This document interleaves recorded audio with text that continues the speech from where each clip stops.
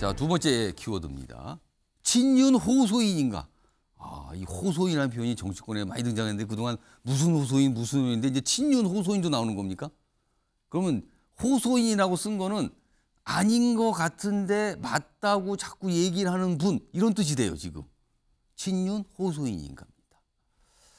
자, 기사로 먼저 하나 확인해 보죠. 나경원 전 의원과 관련된 이 이슈, 이 사안은 계속 진행형입니다, 지금요. 자, 현충원을 찾은 저의 길 계속 간다. 이게 무슨 길일까요, 그러면은? 명확하게 설명을 안 해요. 본인의 길이라고만 얘기하지. 근데 보면 출마 두 글자만 빠진 당권 행보다. 이건 사실상 정하고 출마라는 말만 안 한 것 같다. 자, 어제 현충원을 갔습니다. 호국 영령들을 찾았다는 거는 무슨 결기를 보여주는 거잖아요, 보통. 그런데 그 중에서도요, 이승만, 박정희 전 대통령 묘역 참배입니다. 보수를 얘기할 때 등장하는 전직 대통령. 그럼 본인이 정통 보수라는 걸 강조하는 걸까요? 그럼 저도 이 얘기예요. 윤석열 대통령과 정권 교체 씨앗 함께 심었습니다. 그리고 또 이렇게 얘기해요. 어제 오세훈 시장도 저녁에 만났거든요. 근데 그 만나는 그 만찬장 앞에서 기자들한테 죽었다 깨어나도 반윤은 못 된다, 안 된다. 그래서 친윤 호소인 아니냐 지금. 이렇게 되는 거네요. 이런 가운데 또 김기현, 안철수 두 의원 굉장히 바쁘세요. 어제 뭐. 요건 좀 나중에 좀 하고요. 먼저 나경원 전 의원과 관련된 사안이 있는데요. 어제 저녁에 좀 나온 목소리가 있거든요. 들어보시죠. 저는 사실은 죽었다 깨도 반윤은 되지 않을 것 같습니다. 정권을 다시는 빼앗겨서는 되지 않는다고 생각을 하고요. 그렇게 하기 위해서는 우리 모두 친윤이 되어야 할 것입니다. 그들끼리의 친윤, 배제하는 친윤으로는 성공하기 어렵다. 대통령께서 지금 해외 순방 중이시고 굉장히 좋은 성과를 많이 내고 계십니다. 그런데 국내 정치 문제로 여러 가지가 왈가왈부하는 것은 좋지 않다, 이렇게 생각하고 있습니다. 나는 친윤이다. 그리고 지금 대통령이 순방이란 중요한 일을 하는데 그때 이런 거 얘기하는 거는 실례입니다. 그러면 대통령에 대한 굉장한 배려, 뭐 이런 것까지 설명을 한 거예요. 다음 화면 보겠습니다. 자, 그리고요, 나경원 전 의원 어제 본인의 SNS에 글을 올리는데 마지막 부분부터 보세요. 가슴이 벅차오른다 그랬어요. 뭘 봤는데 가슴이 벅찬 거죠? 위에 있습니다. 이번 순방의 주된 목적은 경제 성과라던 윤 대통령께서 순방 이틀 만에 40조 원 규모의 투자 유치를 이끌어낸 것. 가슴이 벅차다. 이거는 다른 말로 감동했다는 뜻이잖아요. 자, 윤유석 전 대변인. 근데 지난주 금요일 날 윤석열 대통령이 나경원 전 의원 정부 두 자리 기후대사 저출산 고령사회위원회 부위원장 장관급입니다. 해임했어요. 간단하게 말씀드리면 자른 겁니다. 근데 이런 얘기를 했어요. 이거 어떻게, 이게 무슨 상황입니까, 지금 이거는? 나경원 전 의원 입장에서는 전당대회 출마를 염두에 두고 당원께 호소하고자 하는 그런 마음에서 저런 메시지를 계속 발산한다고 저는 봅니다. 예. 본인이 친윤이라고 주장하시죠. 예. 근데 중요한 거는 그 친윤이라는 판단을 할 수 있는 사람이 누구냐. 어떤 사람이 누구와 친하다고 얘기했을 때 일방적으로 주장할 수는 있는데 예. 진짜인지 아닌지는 그 상대방이 나 그 사람하고 친하다고 인정해야 그 사이가 진짜 친한 사이 아니겠어요? 근데 지금 그 상대방은 인정을 안 하고 있습니까? 여러 가지 상황으로 보면은 예를 들어 저출산 고령사회 부위원장 해촉 과정에서 일어났던 일들을 상기해 볼 때 예. 나경원 전 의원이 그 과정에서 보여줬던 행동 예. 그리고 대통령실의 반응 이것은 결코 그 기준이 되는 분이 친하다고 말할 수 있는 상황이 되느냐. 윤석 전 대변인 지금 해촉 과정이라고 말씀하셨는데 당시에 대통령실 관계자는 해임이라고 몇 번을 강조했어요. 네. 해임이라고 강조하고. 그러니까 해임과 해촉은 좀 많이 다르거든요, 지금요. 법상에는 예. 그 저출산 고령사회위원회의 위원은 위촉을 하고 그렇죠. 위원회 자리이기 때문에 위촉, 해촉 과정이죠. 그렇습니다. 법에 그렇게 돼 있기 때문에 제가 해촉이라고 말씀을 드린 거고 예. 김은혜 홍보수석은 몇 번을 해임이라고 강조를 하더군요. 예. 예. 저는 해촉이라는 표현을 쓰고 싶습니다. 예. 어쨌든 그런 상황이기 때문에 지금 나경원 전 의원의 이런 발언은 어찌 보면은 전당대 출마를 앞에 두고 좀 무리한 생각이 들어요. 그 전후의 사정에 대해서는 설명이 없지 않습니까? 그럼 유희석 전 대변인은 개인적으로 판단하시기에 나경원 전 의원은 아무리 봐도 친윤 아닌 것 같습니까? 라는 생각입니까? 그 친윤의 기준을 뭐 예. 뿌리부터 생각하느냐 아니면 자금의 정치 상황과 관련한 관계를 보느냐 예. 이렇게 본다면 후자를 기준으로 한다면 예. 지금은 친윤이라고 말씀하시기에는 좀 어폐가 있다 이렇게 봅니다. 그럼 아까 키워드가 나름 맥을 좀 잡은 키워드네요. 호소인이라고 볼 수도 있다. 지금 박상희 의원께서 손을 드셨어요. 지금 경쟁 정당의 집안 사정인데 지금 한 말씀 하실 말씀이 있다고 손을 드셨어요. 예, 말씀하세요.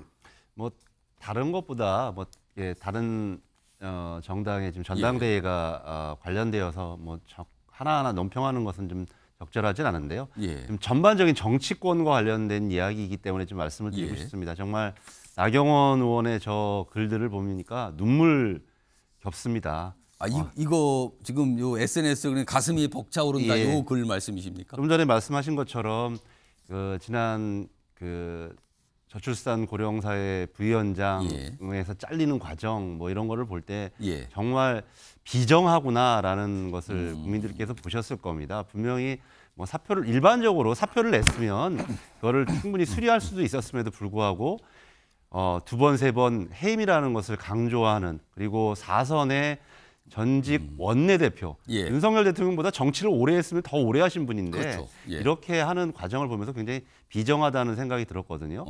그리고 좀 전에 지금 SNS에 올려 있는 40조 원 규모의 투자 유치 뭐 이틀 만에 이거 외국 순방 나가기 전에서 각 부처가 전부 다 오랫동안 준비해 온 거 아니겠습니까? 이틀 만에 갑자기 어떻게 40조 원 규모의 투자 성과가 나옵니까? 다 알만한 분인데 그것을 저렇게 미화하고 가슴이 벅차오른다라는 표현까지 쓰는 걸 보고 정말 이게 호소인의 참 진정한 모습이구나 해서 정말 눈물겹다. 정치가 이렇게 계속 비정해도 되는 것인가? 이런 것들이 오히려 국민들로 하여금 더 실망하게 하는 것은 아닌가? 뭐 이런 생각이 듭니다. 일단 비정하다 그 말씀하시려고 바로 요청하셨군요. 이런 가운데요 만평도 좀 하나 오늘 준비된 게 있습니다. 이게 무슨 만평입니까? 위아래가 있는데요. 일단 위쪽부터 보겠습니다. 자, 어떤 분이 있어요. 근데 좀 약간 체격이 작게 묘사돼 있죠. 근데 뭐 주변에서 막 맞는 것 같아요. 근데 갑자기 커졌어요. 윤이라고 써 있습니다. 약간 거의 헐크 수준으로 커졌어요. 근데 맞아서 크신 분. 자, 아래로 갑니다. 근데 여기 보면 어떤 분도 있는데 이분도 체격이 좀 작은데 막 맞는 것 같죠? 근데 옷이 찢을 정도로 체격이 커졌어요. 지금 때려서 키우는 중? 하고 물음표입니다. 이게 그러니까 양금희 의원님. 그러니까 지금 나경원 전 의원을 지금 친윤 정치인들이 조금 약간 압박하고 공격하는 게 요새 최근에 많았거든요. 그리고 해임하는 그런 과정도 여러 가지 좀 지적을 좀 해주셨지만 뭐 좀 비정하다까지 좀 박상희 의원은 말씀하셨는데 이게 오히려 나경원 전 의원의 체급을 높여주는 거 아니야 이런 시각인 것 같아요. 이 만평은요. 이거 어떻게 보셨습니까? 우선적으로 나경원 대표의 페이스북, SNS 글은 저는 굉장히 전략적으로 접근했다라고 바라봅니다. 뭔가 분명히 목적이 있다. 왜냐하면 다음번 총선에 저희가 이기는 것이 사실은 윤석열 정부의 성공에 굉장히 중요한 역할을 해야 되는데요. 그때 우리가 이야기하는 것 중에 하나가 대통령과의 호흡을 얘기하고 있지 않습니까? 그러다 보니까 그리고 당원 100%의 선거이다가 보니까 대통령과 함께 갈 수 있는 사람이라고 하는 것을 본인이 굉장히 어필하는 과정에서 전략적으로 투트랙 전법을 쓰고 있다고 저희는 바라보고 있습니다. 투트랙이면 한 트랙은 대통령과 같이 간다라는 걸 계속 호소하고 있는 거고요. 그렇죠. 그럼 다른 트랙은 뭡니까? 다른 트랙은 지금 현재 본인을 공격하고 있는 쪽에 대해서 본인의 생각이나 이런 걸 명확하게 지금 드러내고 있으면서 출마하겠다라는 표현은 하시지 않지만 출마하는 사람의 행보를 지금 거의 다 하고 있지 않습니까? 우리가 현충원을 방문할 때는 마음속의 결단이 끝나고 나면 그에 대한 어떤 이 결심을 외부에 나타내는 하나의 통로로 현충원을 갑니다. 그렇죠. 그리고 뭐 어제 오세훈 시장을 만나는 과정 이런 것 등이 나경원 전 대표 같은 경우는 출마하겠다라는 표현은 하지 않지만 출마하는 사람들이 모든 행보를 지금 하고 있다고 보거든요. 이제 그렇다고 하고 그리고 또 나경원 전 대표는 사실 우리 국민의힘에서는 이미 체급이 굉장히 큰 분입니다.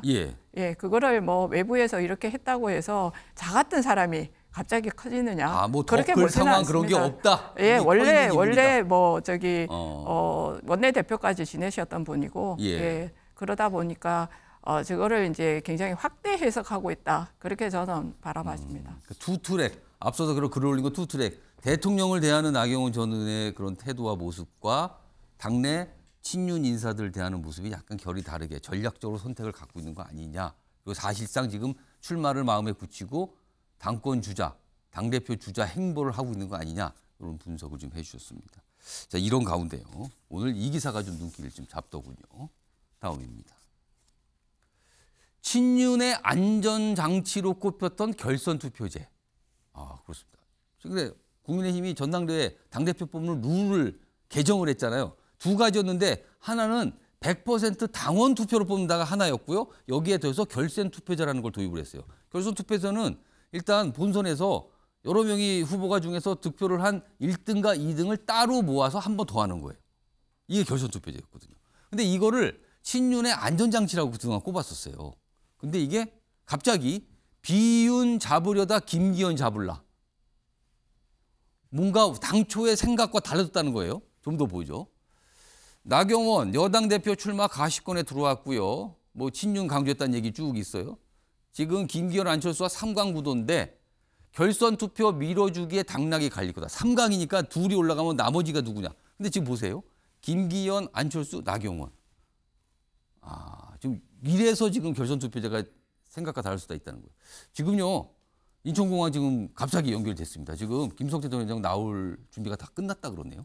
지금 현장 바로 연결됐는데요. 현장 영상 소개해드리겠습니다. 지금 이 아까 도착했던 이 여객기의 탑승객들이 모두 다 비행기에서 내리셨다 그래요. 그리고 마지막으로 좀 내린다 그랬거든요. 지금 거의 나오기 직전으로 보이는데요. 아직 안 나오고 있네요. 지금 보면은 이 그동안 태국에서 도피 생활을 하고 있었죠. 그리고 지금 아시아나항공 여객기 탑승해서 지금 도착을 했는데 우리 시간으로 1시 조금 넘겨서 지금 태국을 이륙했어요. 그리고 지금 8시 오전 17분 정도에 도착했고요. 그리고 나서 지금 나오는 걸 기다리고 있습니다. 아직 안 나오고 있는데요. 지금 카메라가 너무 빨리 연결이 됐군요. 지금 다시 돌아가겠습니다. 그럼 나오면 진짜로 이제 다음에 전해드릴게요. 일단 요거 하다 말았습니다. 지금 결선 투표제.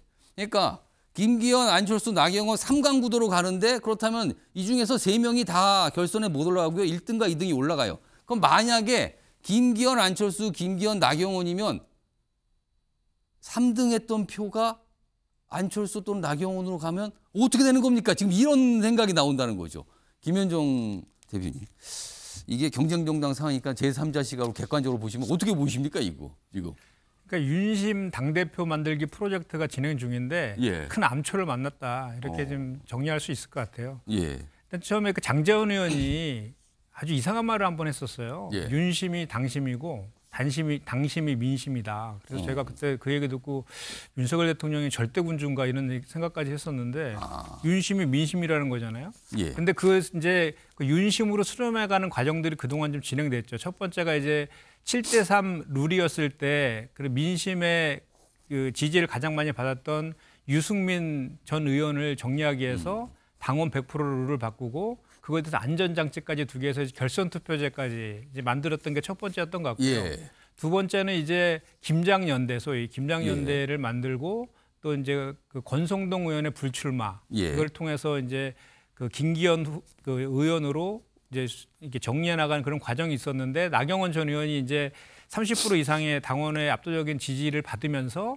당대표 출마 쪽으로 굳혀가니까 그런 과정 속에서 저출산 고령사회 부위원장 자격으로 자기 정치를 하는 모습을 보이니까 그것을 이제 사직 의사를 비쳤는데도 불구하고 표현은 좀 전에 이제 우리 윤 대변인께서는 해촉이란 표현을 굳이 하지만 해촉. 감정이 잔뜩 실린 출마하면 가만 안 두겠어라는 그런 표시의 해임 그것도 사직서 내지 않은 기후대사까지 포함해서 사직서까지 해임입니다. 진짜. 냈음에도 불구하고 이제 나경원 전 의원은 이제 정리가 아직 안 되고 있는 거죠.